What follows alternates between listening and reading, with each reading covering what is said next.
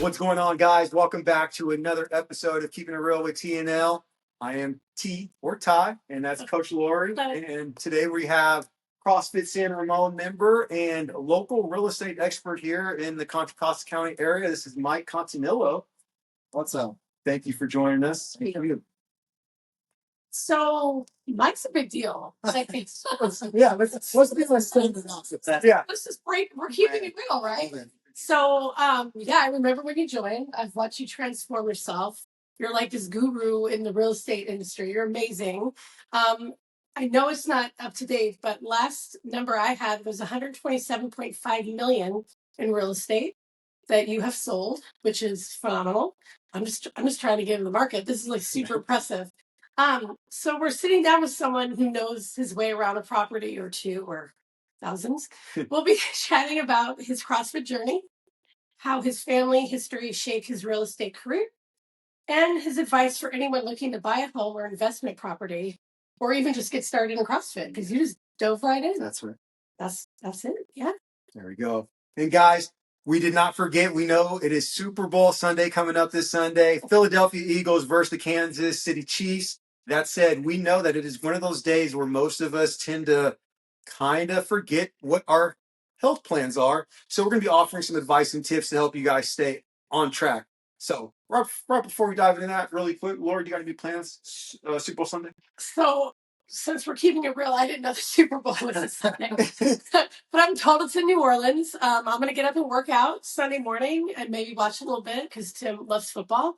But I'm going to say this. We just had Tim's 60th, and I provided all the food. And generally parties for Super Bowl, birthday, Christmas, days that end in Y are full of junk that really knock us off track. So if you'll remember, everyone enjoyed a delicious brunch spread of wild salmon, nitrate-free meats. I had nitrate-free bacon that I cooked, chicken sausage that was gluten-free. Like, we had crackers that were almond flour. There was no wheat. There was no dairy, organic grapes. There's a couple of vegetarians and vegans that wanted some fruit. And everybody had a great time. That wasn't even all of it, but it was like the fact that we put that spread out for the gym all day and it was cheaper than when we brought in croissants and dough. People bring in stuff all the time. And so I'll be honest, it was more work because I'd put it all together and there's a lot of cooking and things to do. But it's a reminder that you can have a super healthy, delicious, like people fighting over the last bit of salmon, like they were here kind of spread, and not need all of the just like pre-made, processed, bad oil, sugar, junk. And if you're going to drink, remember dry red wine is the easiest thing to do and doesn't spike your sugar and still get good buzz. So there's that. There's that. Yeah. And it's so funny, Mike. So you were telling me earlier about a conversation you and your wife were having recently about how some of these events just cause us to do things that we absolutely know that we shouldn't be doing. You want to tell us about that? Yeah. So like, talking about Super Bowl, you're at the party and there's the spread out there. And obviously it's not friendly for our bodies, right? A lot of sugar, a lot of things that probably aren't the best for us. And we know it and we see it and we're like, it smells so good and it looks so good. And we know what's going to happen when we eat it, right? You eat that piece of bread or you eat that sugar. The next thing you know, like you're feeling that kind of jittery feeling or glycemic switch. And then all of a sudden your skin is itchy and you're like, why? It's like just repeating these things over and over. You're like, why did I do that? It really wasn't worth that bite. And so that's the hardest thing is I think just bringing it to the forefront and reminding yourself like, okay, is it really worth it? Choose something else that's going to be good. There's so much good food that's good for you that has that flavor that can get you excited about it. So bring those options. Like if you're going to the party, bring something that you want to eat. Well, there we go. There you go. See, so we're already starting out with pro tip from the guests. Letting us know, but that was going to be one of my pro tips. Obviously, if you know that you're going to be going to a Super Bowl party and I'm not going to be having the best stuff, you could obviously bring some of your own food. Sometimes it's weird, but you could even make a personal choice if it is a potluck style to cook enough for everyone. And that way you also have a meal and you don't feel out of place because you know that you could actually eat this. But that's a very, very good tip. Something else that I always kind of recommend to people: get the workout in at the start of the morning. Even Coach Lori may not be watching the game or even care, but in the same hand, she obviously knows Sunday, I'm going to start my morning what's the first that you said? I'm going to come down here and work out. That should be something that you should get in mind. If you know that you're probably going to be consuming a little bit more calories than usual, this probably isn't going to be an easy like Sunday morning day. I would plan ahead. I would get in a great workout so that I'm feeling good, so that my body could obviously be ramped up to handle what may be coming. That doesn't mean you just splurge because you ate everything and because you worked out, but it's going to help out with mitigating some of those calories. And then one of the other tips that I always recommend is try to keep the foods higher on the protein side. If you could try to get more protein at the start so that you're more full, you're not going to be going back and trying to get all the cookies, all the other treats that are usually out and about at these events. Do you have any other advice for them, Coach? The only other thing that I know some people do is they'll eat before they go to the party so they're not hungry.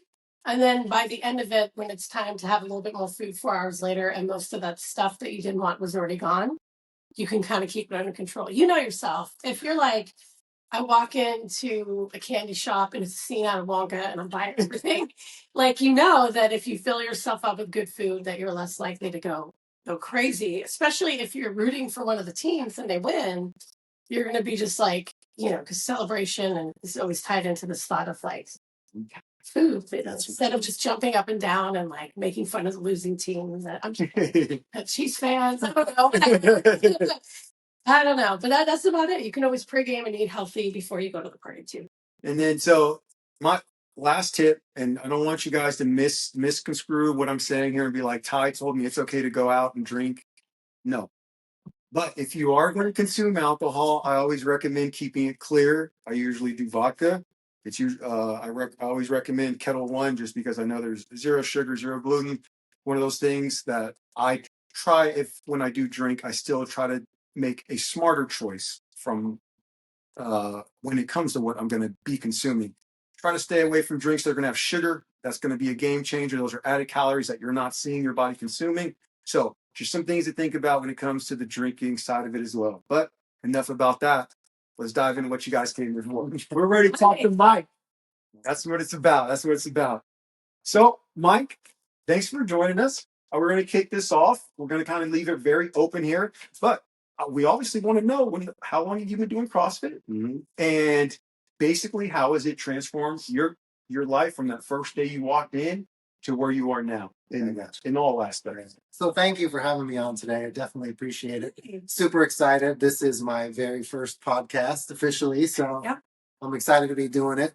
So let me just, I guess, kind of a brief story. Started in October 2019. Came into CrossFit because a friend of ours was like, you should do CrossFit. You should do CrossFit. You should do CrossFit. Okay.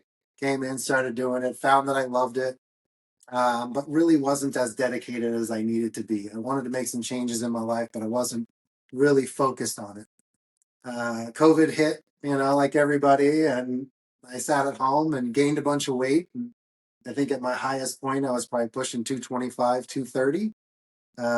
And came back in 2021. It's been 3 years. I'm down easily 30 pounds. I've dropped two pant sizes. So I was pushing like a 38. I'm a 34. I haven't been a 34 since high school. What? So the physical change has been awesome. It's been amazing.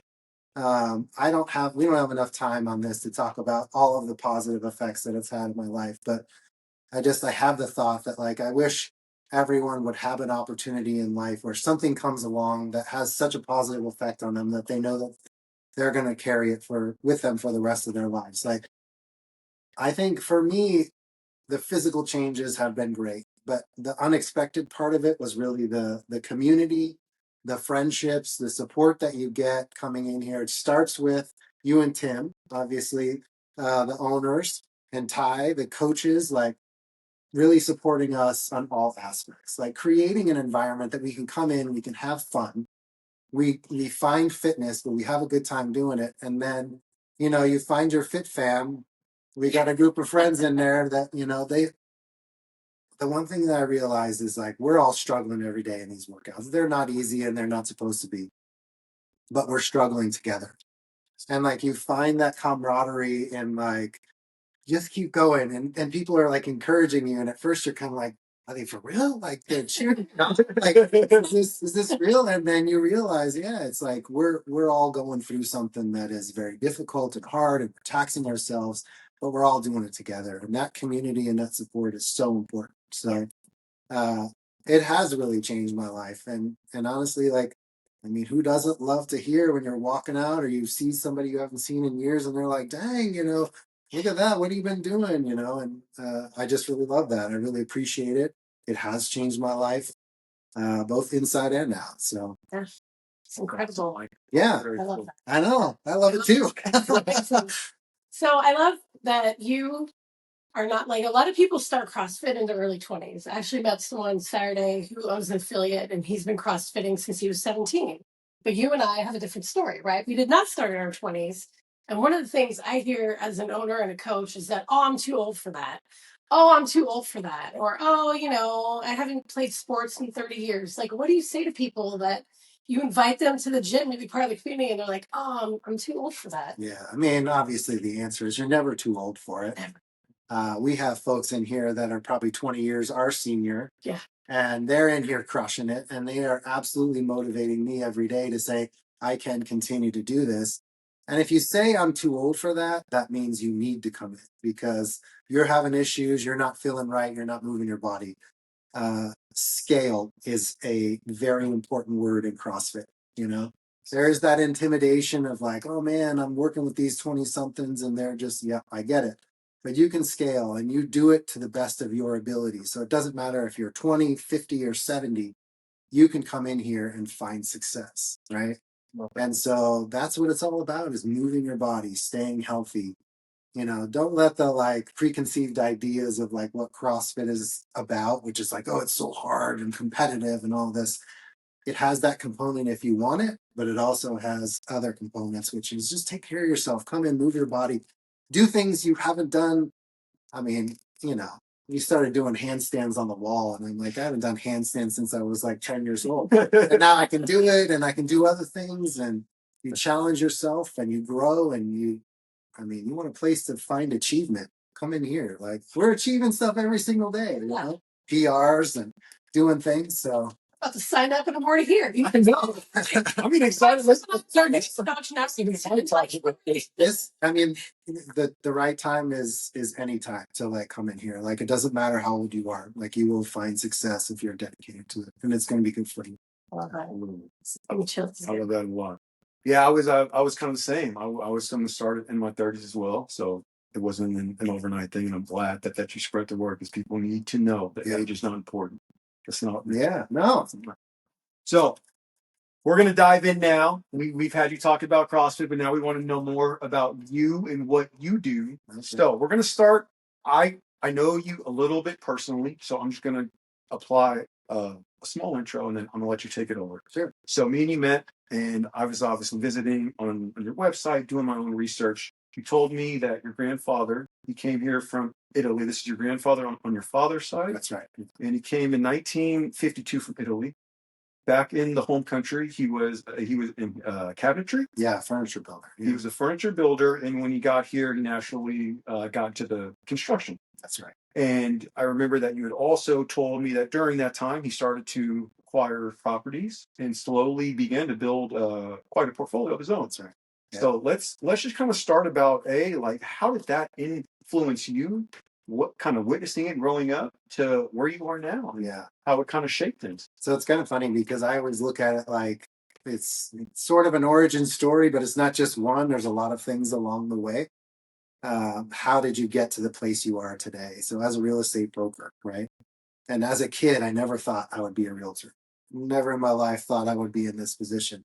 But now I sit here today and I look back and I'm like, there were so many things that were kind of guiding me along the way. The first one was having my grandparents be kind of in the construction / property management. They built properties, they kept them, they rented them. They had real estate agents coming in and talking to them. So I got to see that kind of conversation and stuff. My dad was a general contractor, so I worked with him. I got to learn how homes are built. I don't freak out when a home inspector says, hey, you got a bad GFCI.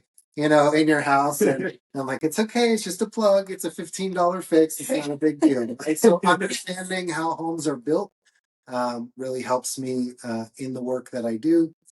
Got my degree in psychology, which is really helpful in just understanding how people communicate, um, the needs that folks have, and really that everybody comes from a different perspective. And so you have to kind of pay attention to that and listen to the cues that people are saying and doing to kind of help them best you can.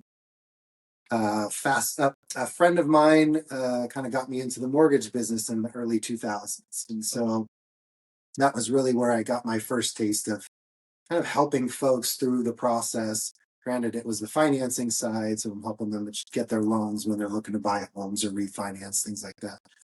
Did that for a few years and then met who was going to be my wife, who was also a realtor at the time. And that really was the trigger for me because I got to see what she did on a daily basis, and it was completely different than what I had imagined, the preconceived ideas of it. It was a lot of fun, very exciting. And so we kind of decided, hey, we should start a company together and kind of do this business together. And that's really was that final step for going into the brokerage side and doing sales. Yeah. Really quick, I'm gonna kind of break it down and add a little bit more. I'm just curious, what were your preconceived notions of what being a real estate agent? All right. So and actually that kind of plays into how I do my business today. Okay. So I think that goes back to my grandparents a little bit. I think I was kind of protective of them a little bit. Them, they were from another country. They had an accent. I could tell sometimes when people would speak to them a certain way that maybe they're kind of talking down to them a little bit. And so I had maybe more of a protective nature over them, even when I was young. And, it's like sometimes like the real estate agents would come into their home and they'd be talking to them and they were friends with them. These were their friends. They brought them in, not to say that they would talk down to them or anything, but it was just kind of like this edge of it only seemed like they wanted something and then they were gonna, kind of go like that was my impression. And I'm like, that was kind of that preconceived idea. Like real estate agents, all they want to do is just sell and get the deal, and it's not about the client. And like, I have completely flipped the switch on that for me because I never want anyone to feel that way. So for me, it is all about the process. It is all about helping the clients. It's just doing right by people, taking care of them, helping them through one of the most important purchases of their life. Is really important to me. So that's where I really have changed things a little bit and just kind of said, this is what's important to me. I want to help people. I want them to have that advocate and know that I did my very best for them through the entire process. It's not about me. It's about them and their needs and where they will feel. So yeah, that was the first thing that I kind of started out with is I'm like, I want to treat, if I was in my client's shoes, what would they want from me? It's impressive. And that obviously speaks volumes to just where your level of awareness was as a child to even observe that, yeah, it almost feels like these people are obviously not the best and they're taking advantage. And you knew with them, like, this just doesn't seem right. Yeah, it always didn't feel genuine. You know what I mean? Like that was, we're talking about keeping it real. Like sometimes it didn't feel like they were keeping it real. So, and that's a big deal that you kind of could see that and know that that's not what you wanted to do when you got the opportunity. Yeah, and that's something that most people they just see it and they think, oh, well, that's the way, as opposed to you seeing it like, no, I'm seeing it. It's not the way. I'm going to do it better. Yeah, that's a big deal. That's awesome. But this is why you're so successful at what you do, because you lead with heart. Like the three people sitting here today, like want to help people and are genuine about it. And I think, that's the community. Like Tim and I and Ty, the three of us lead with heart. We want to help people. We want to keep them healthy. We want to have a long life. And the community shows up, right? Like and your clients come to you and they know they're getting the best. And your numbers speak for what you do. And I think that's so important because especially in the Bay Area, it's always about the dollar. Like it's a rat race here, right? Like you see a lot of like shady things in all the industries. And then Mike comes in, he's like, no, I'm gonna love on people because this is their purchase that I'm helping them with. This is not my bottom line. Like this is to help them get the care and attention they need, not screw them over, not sell them something that I know is only passing inspection because of what, like 100% all in. And my heart is like, I didn't know all these details. So I'm just like, oh my. Glad we sat down to tell you. Yeah, so that's awesome. Okay, so to continue on with this, it's 2025. A lot of people are like either ready to jump in for that first house, or they're Tim and I, and we're ready to plant roots here in California for like at least another decade. So we know that you'll help us find our place when we're ready. And investment properties, we hear about this all the time. It's like, it's what everybody's talking about. So what advice do you have for people that are looking to buy or to invest, and because you're going to be honest with us and lead us in the right direction. So what do you want people to know about this? Well, I think from the first time home buyer perspective, I love working with first time home buyers because they have tons of questions. So the thing that I always say is never be in a hurry to buy real estate. That's a piece of advice that I'll hand out, whether you're a seasoned investor or first time. Like never be in a hurry, because that's where you can move with efficiency when the time is right. But don't be in a hurry. Don't rush it. Do your homework, plan, do your research, work with someone like myself who can help give you the information, educate you on the process, so that by the time you're ready to make that purchase, you're already educated and up to speed to know what you're doing. I never want a client to get keys in their hands and go, how did we get here? Like, I don't remember. Oh, there was this thing. And I think we did an inspection, but I don't remember. It's like, I want to fill the gaps, people understand it. And I feel like education, it really helps with the process. I also want it to be fun and exciting and thrilling and not be stressful and all of the things that kind of bog you down. And education really helps with that, right? When you know what to expect, you're less stressed. So I think I'm kind of answering the question that you're asking in terms of that. Like from a rental property or investment property purchase perspective, I think the piece to understand there is that it's a long-term game, right? It's a long-term investment. It's not a quick in and out. Maybe you get lucky with a hot market and you buy a property and you turn around and sell it and you can, realize some equity. That's possible. But if you want to achieve the long-term wealth, that generational wealth, it takes time, right? It takes that time to have that property long enough, maybe to have it paid off, maybe to have rents go up enough to where, because like if you're buying it right now and you're putting 80% down, you're probably not, you're getting close to maybe breaking even, but probably not. So you have to be able to make it through those times. And that's a big part too, is to make sure you're buying and you have reserves and things ready. So like an investment property purchase is more of about crunching the numbers. It's less emotional. It's more like, do the numbers pan out and does it make sense, right? And sometimes when you buy an investment property, well, every time you got to crunch the numbers and make sense. And if it's close, maybe you're not making a bunch, but you're banking on, okay, 10 years from now, 20 years from now, that income is going to increase. That's a great thing, but you've got to kind of plan that out and be ready.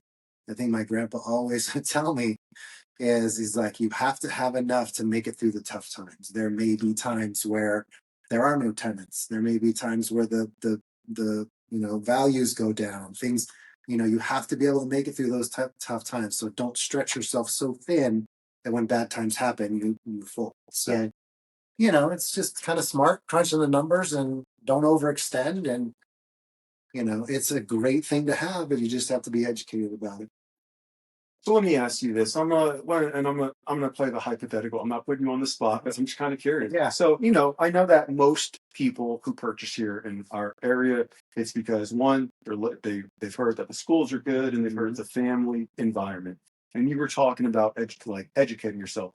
Where would you recommend? Like, let's say that I'm new. Where should I start? Should I start looking at the neighborhoods, or should I start thinking about the schools?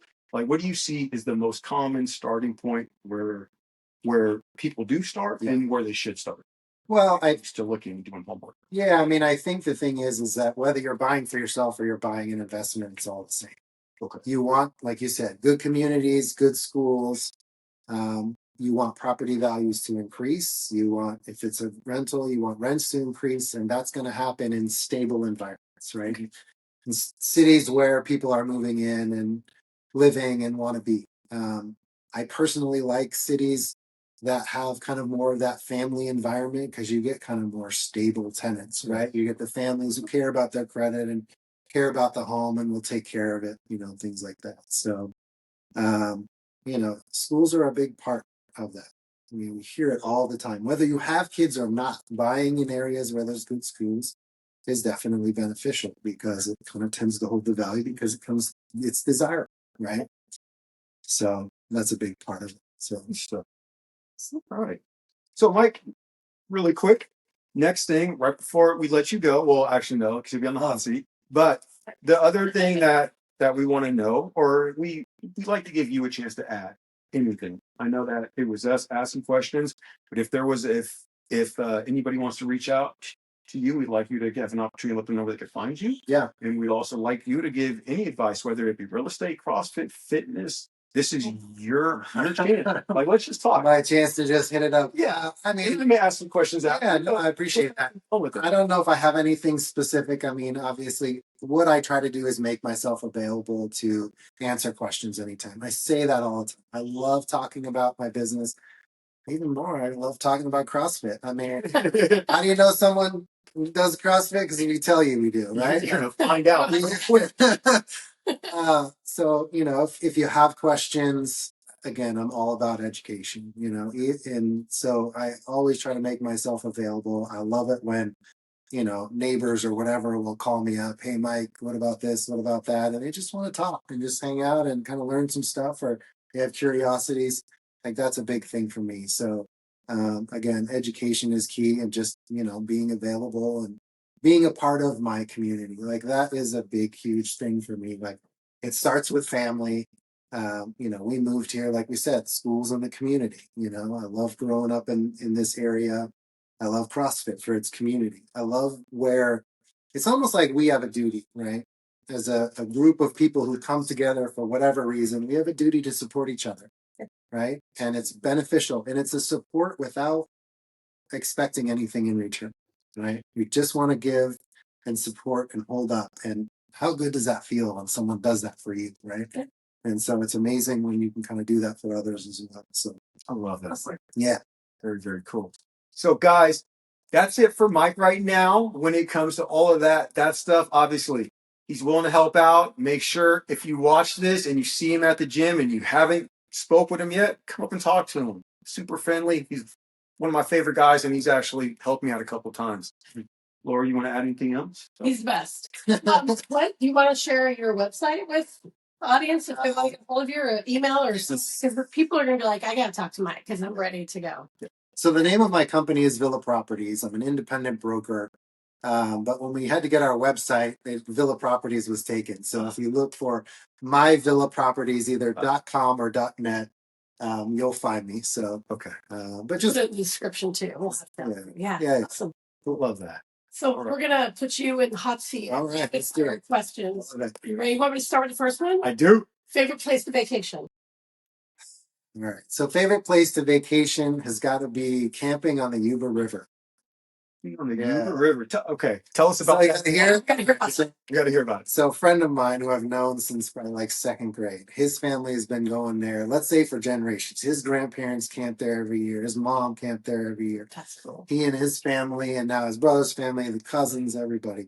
Like certain campground, they've been camping there pretty much every year. I went there with them. Like he invited me when we were kids, and so we would go up a bunch. And now I'm bringing my family up every year, and we just, practically not the whole campsite, but campground. But we kind of have a bunch of people in there, and it's just fun to hang out and have a good time. We go tubing and mess around in the river. And, yeah, I love it.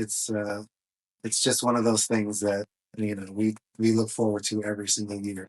How many times have you done it so far? I think we've been going up as a family the last maybe 5, 6, 7 years, but like I was going like in high school and junior high and on and off after high school as well. So yeah, awesome. Yeah. All right, guys. Question number 2, Mike. Favorite local restaurant? All right, so we have a new one. Oh, So Canyon Club Brewery. I got a shout out to my friends at Canyon Club. oh, Opening today. Really? Yeah, so they've got a soft opening today in Danville. Okay. So they have a place in Moraga, and they're actually opening their spot in Danville. Are they the new one in the livery? Are they? Yeah. Okay, so we were talking about the next CrossFit Women's Night Out at this place, not knowing that it was going to get a Mike shout out. Oh, I love it. Maybe we'll just make it a CrossFit Night Out.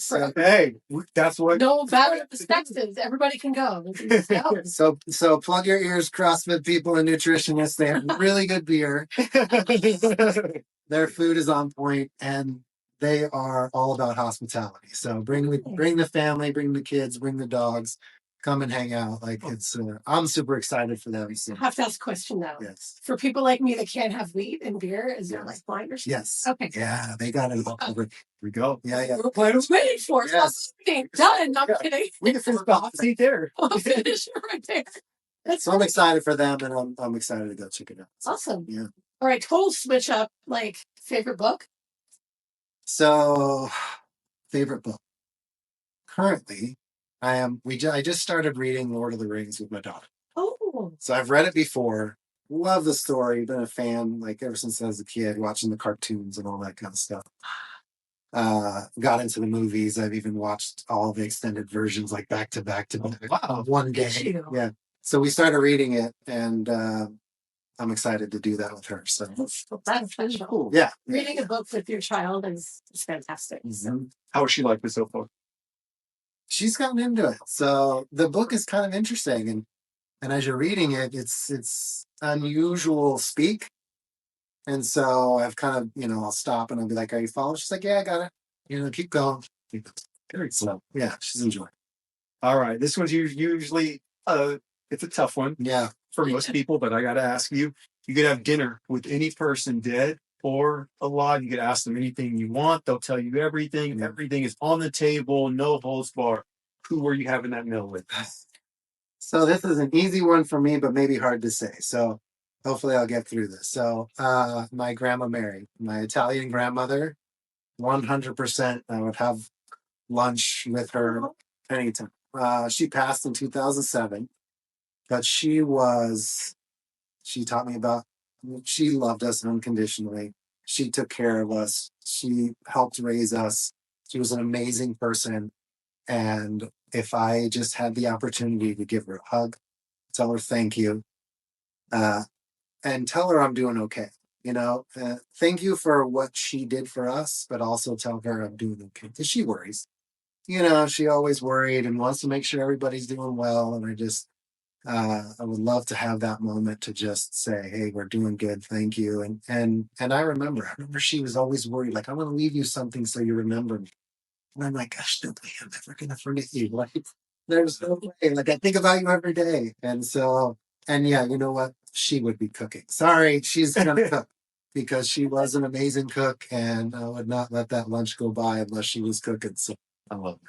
yeah. Thank you, Mike, for obviously getting a little bit deeper. Yeah. I expect that. Yeah. When you asked Jack on the video last time, and I heard the question, like I was like, "Oh crap!" It hit me, and I was like, "Oh man!" I kind of got a little emotional, and I was like, "All right, I made it through today." So good job. I almost did it, but a woman on the show crying right now. Keep it real. Keep it real. That was wonderful. That sounds like the best dinner. And oh my gosh, cannelloni. Yes, the food and the conversation and that. Yes, that was everything. That was beautiful. So last question, choosing between a beautiful day at the beach or in the mountains and woods. Mountains. I already knew the answer. Yeah, mountains. I already know you. I mean, I love camping. Went through the Boy Scouts, all that kind of stuff. And I just love kind of being out in the wilderness. There is a certain level of peace that you can find by just going and walking off into a forest or finding a bluff and just sitting there for a few minutes, and all the world kind of is really silent because of all the trees and everything around you. It's just kind of a nice thing. So the woods. I love the beach too, but the woods. You don't get sunburned. Lots of trees. That's awesome. Mike, thank you so much for taking time out of your schedule to come and speak with us, and obviously share some amazing real estate info as well as some personal info about you. I know that your story will inspire others as they're either starting out on their CrossFit journey or starting out in this real estate world. I'm glad I didn't bring it up then, but I'm glad you touched on it. a lot of people see real estate and think instant dollar signs. Yeah. But they don't understand that this is something that's built up. You have to take that time. Anything that's going to happen quick is probably going to leave quick. You don't want to get rich quick. Yeah. So that's all I got, Lord. Yeah. Yeah. To add to that, my Italian grandma said Rome wasn't built in a day. Yeah. Don't be impetuous. So when you're talking about this advice from family, I'm like, Italians have dialed in. So think long term. That being said, think about Sunday. Think about how to not sideline yourself, make good choices, consider balance. I don't want to discourage anyone who doesn't enjoy running to not come this Sunday, but Coach Tim will be here too. We've got a whole pose running, like free workshop added in to the class. So you can come in and work out and then get all cleaned up for Super Bowl Sunday and enjoy it and not feel guilt. Are you seeing Tim's doing running class? He's written this whole thing. We made a video for all the coaches. And Anyone who has not taken a running class from Tim, you have to do it. too. My running is like 1,000 times better from the coaching from Tim. Like people used to pay $300 to $500. He's a level 3 pose running coach. Total aside, I'm not building him. That's all right. Next up. But someone like me after a back surgery, he taught me how to run without pain. He's made your running better. So instead of like, clinic after clinic, he'll come in and put on a free running clinic, and then you're just off doing the class without any pain or disdain for running. Like he somehow makes running lovable Seriously. to everybody. So Sunday will be a good time from running class to Super Bowl. Yeah. I'm looking forward to it now. There we go. Good. Excellent. So guys, if you're not already doing so, make sure you're following us on Instagram, on Facebook, CrossFit SR925. Follow Coach Laurie, Coach Laurie 925. Follow me, Coach Ty 925. Subscribe to the YouTube, and we are also now on Spotify with the podcast. So make sure that you're tuning in. That's all we have for you. Keep it classy, San Ramon. Thanks. Thanks.